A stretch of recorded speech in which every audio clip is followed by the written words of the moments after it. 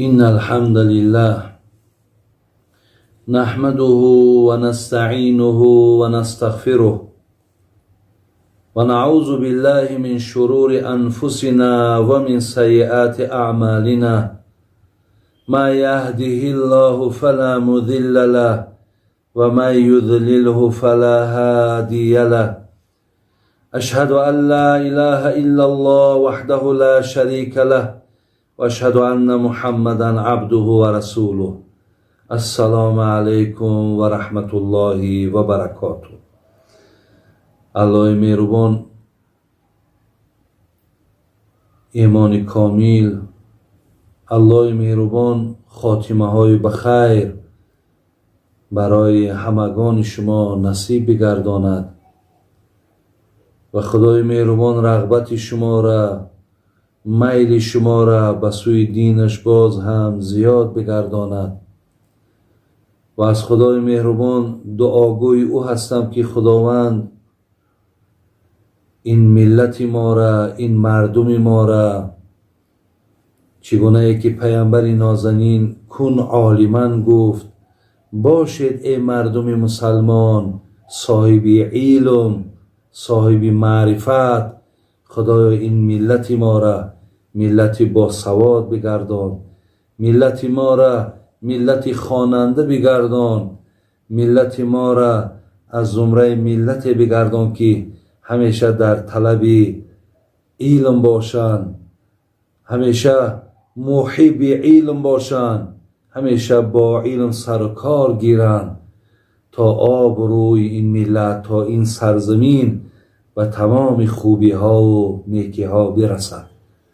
الله مهربان آن تمنیات و آن مقصودهای را که به جانب تو میکنیم با فضل کرمت خداوندا قبول بگردان.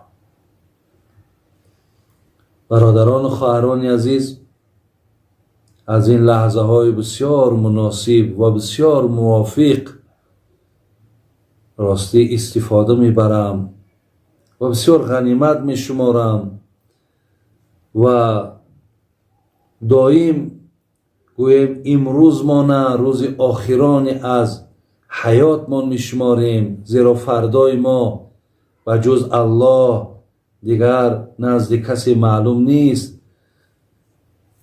هر یک فهمیش دارم، هر یک علم گرفتم، می خواهم که او را برای مردم، برای این ملت گذاریم تا فردا گوش اندازن و از این سخنهای با حکمت پیروی کنند تا شوند از زمره های بهترین و خوبترین در نزد الله مهربان، در نزد این ملت. امروز در این ساعت من خواستم یک موضوع بسیار بسیار مهم، بینهایت مهم، که این موضوع علم، یعنی نفرهایی که وقتی پیامبر نازنین حضرت علی رضی الله عنه که بسیار خصوصیت های هر گونه داشت، یکی از خصوصیت های او این بود که وی بسیار عالم بود، بسیار دانشمند بود، بسیار سخنهای با حکمت می گفت. وقتی پیامبر گرامی که از این خصوصیت حضرت مردم آگاه کرد، بدخواهایی بودند که برای آن که کنی پیامبر این سخنش حقیقت دارد یا ندارد مصلحت کردند 10 نفر که پیش حضرت علی می درایم یک سوال را، همین 10 نفر فقط یک سوال میکنیم. چی سوال؟ یا علی العلم افضل ام المال، علم افضل است یا که پول یا که مال؟ هممون یک سوال میکنیم.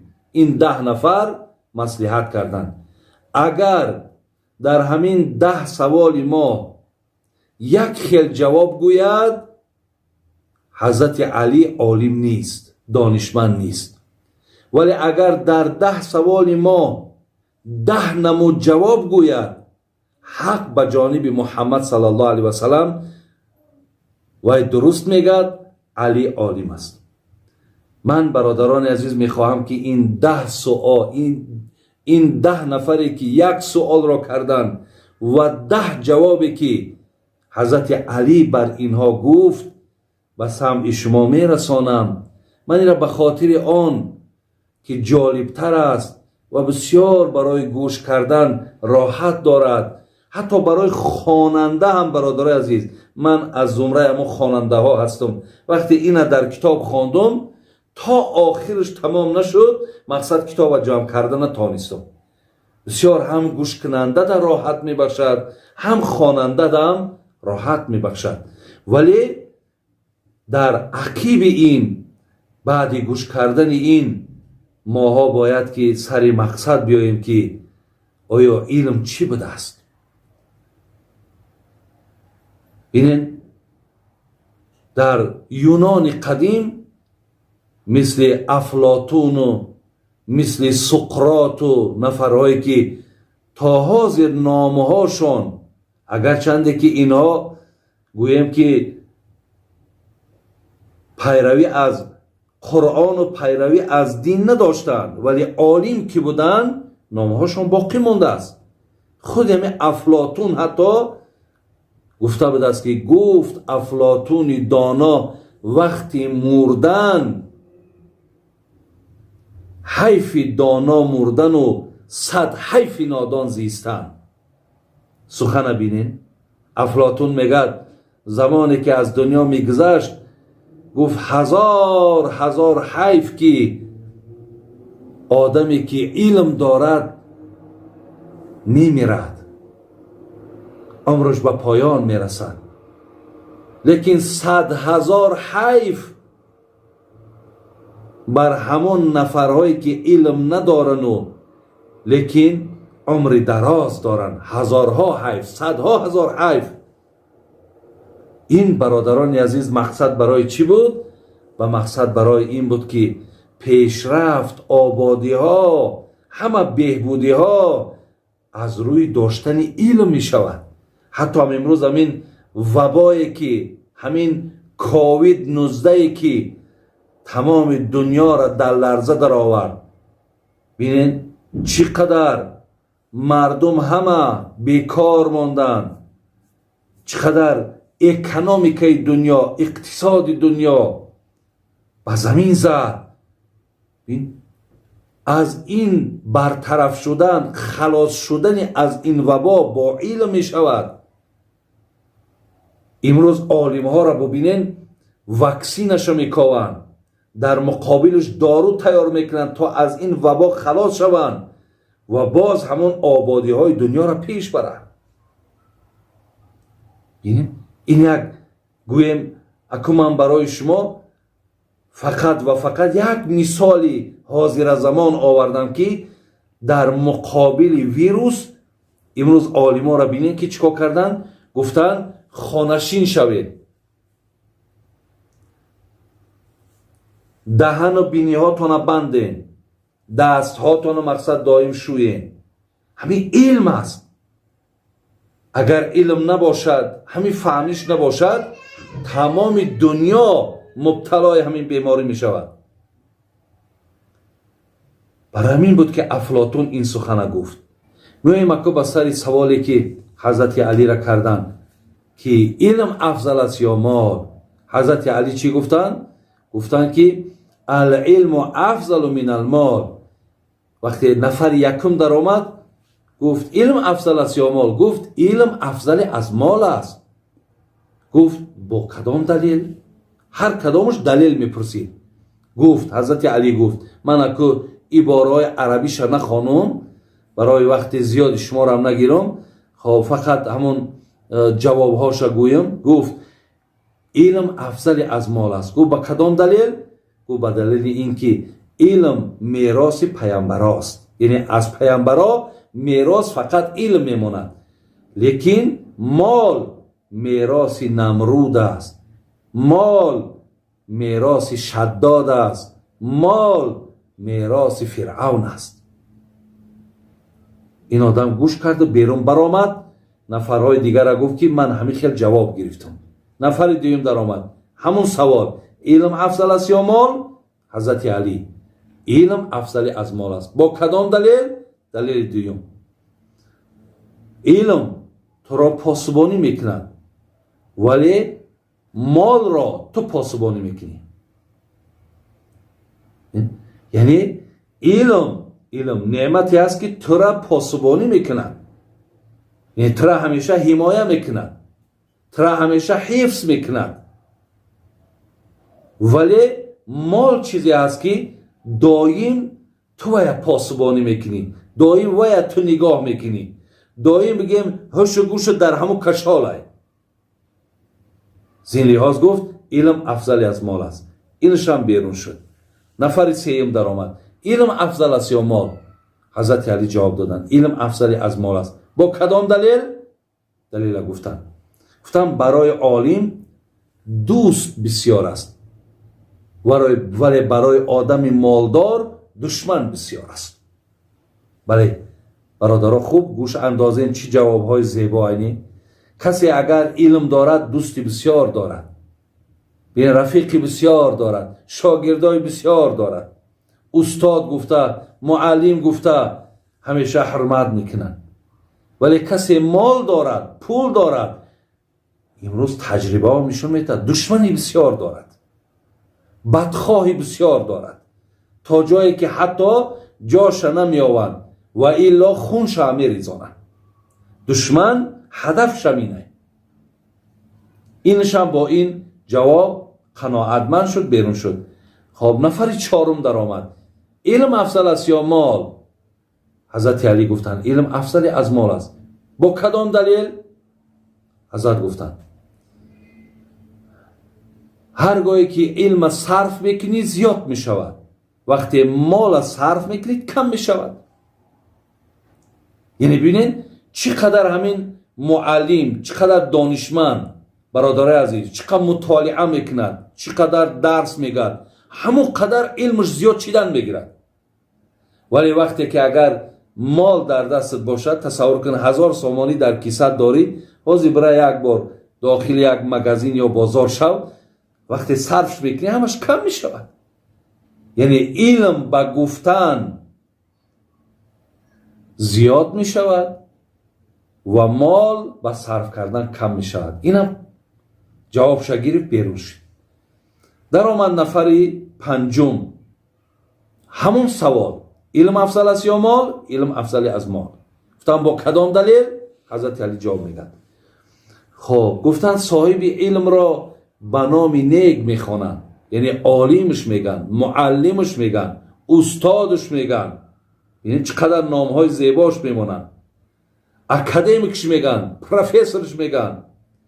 ولی گفت آدم مالدار بسیار با نامهای بد میخوانند. میگه پولدار بسیار بخیل، پولدار بسیار ممسک، پولدار به نهایت مرده. اینه تا جای حتی آمد گپ هایی که میگن فلانی بسیار مالداره، یکی بسیار موسره، تا موسره هم نسبتش میتن. برای حضرت علی گفت آدم علمدار به نام نیک میخوانند، آدم مالدار گفت به نام نیک نمیخوانند. اینم با این جواب قانع شد، بیرون شد. نفر ششم در آمد، همین سوال داد. جواب حضرت علی همان بود: البته علم افضل از مال است. دلیل پرسیدن. گفت دلیلش این است که علم را کسی دزدیده نمیتواند، ولی مال را دزد میدزدد. یعنی ببینید وقتی آدمی که علم دارد، مقصد دزد باید دزدیده نمیتواند، ولی وقتی که مال اگر در جای باشد، دزد باید یک جا گرفته میبرد. معقول آمد، جواب معقول آمد. برآمد نفر هفتم در آمد، باز همون سوال: علم افضل است یا مال؟ حضرت علی: علم افضل از مال است. گفتن با کدام دلیل؟ حضرت علی گفتن که کسی علم دارد، عنوان عالمی دارد، گفتن در قیامت مردم شفاعت میکنن، اینا مردم یاردم میکنن، مردم کمک میکنن با توفیل علم داشتشان، با توفیل این عنوانهای عالم بودنشان. ولی کسی مال دارد، اینها مورد حساب قرار میگیرند، اینها را خدا حسابات میگیرد. این هم جواب زیبا گرفت، بیرون برآمد. در آمد نفر هشتم، باز همون سوال. حضرت علی باز هم جواب گفتن، همین جواب. بعد از آن گفتن با کدام دلیل؟ گفت علم با سبب ایستادن اگر 50 سالم که با تو باشد ویران نمیشود، نمیپوسد. ولی مال گفتن اگر به شرطی که زیاد ایستد ببین تغییر مییابد، قیمت شای بین میرود. اگر دیگر اشیاهای باشد مثل خوردنی و مثل پوشیدنی میپوسد، ویران میشود. گفت یکی از برتر بودن علم این است که ویران نمیشود و نمیپوسد. لیکن مال قیمتش میرود، ارزشش از بین میرود. یا اینکه تماما مثل پولهایی بود که حتی که تماما خواب کردن، دیگر پولی نو برآمد و دیگر قیمت قدرش گم کرد. اینم جوابی نیکو گرفت، بیرون برآمد. آدم نهم در آمد، گفت که باز همون سوال، علم افضل است یا مال؟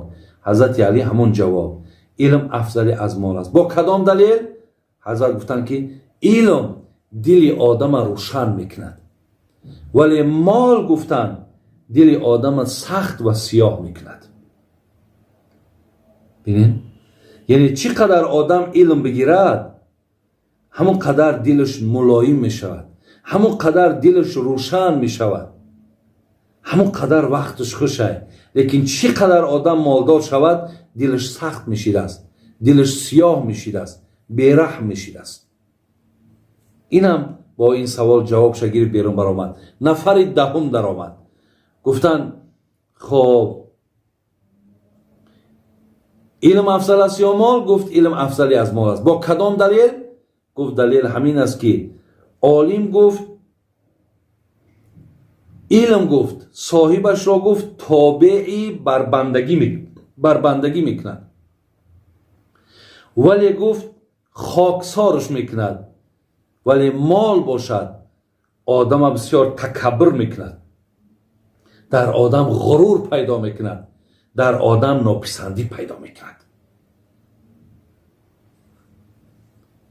بعد از آن حضرت علی چی گفت؟ گفت اگر تا زمان زنده باشم و هر نفری که بیاید از من همین سوال کند، من برای او جواب دیگری میگردانم و همیشه در همین اعتقادم باقی میمانم که علم افضل از مال است.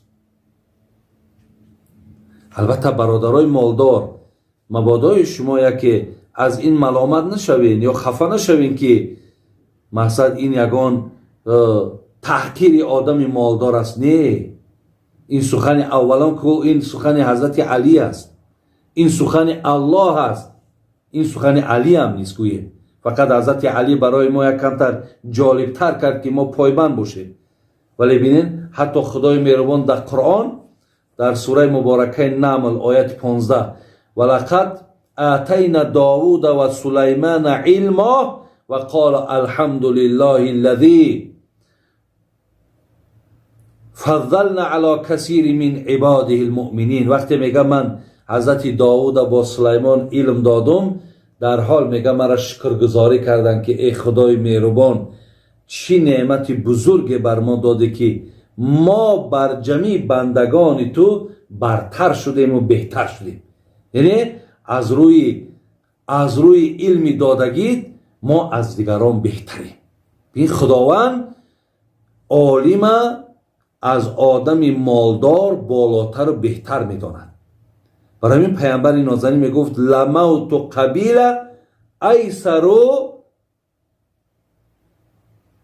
من موت العالم. اگر یک قبیله، تصور کنید که یک خواجگی 300-400 خواجگی، یک محله، یک کوچه، اگر میگه همه همین نابود شود، این آسانتر است از اینه که وقتی یک عالم از دنیا میگذرد. این است برادرها و خواهرای عزیز آن چیزی که من برای سمع شما، من گفتنیای بسیار داشتم، ولی از بس که دقیقه‌های زیادم گوش کردنش مشکل است، ولی یک نکته بس است اگر شعور است، ورنه چو چراغ پیش کور است. انشالله پایبند علم شوین، علم از خود کنین، خوانین تا شما از برکات این خدا خواهد ملکتان آباد، خانه هاتان آباد، خداتان اینقدر درجه و مقامهایی را که در کتاب برای شما بیان کردن، شما همه اینا سزاوار و لایق میشوین. خداوند همه شما را نگهبان باشد. سلام علیکم و رحمت الله و برکاته.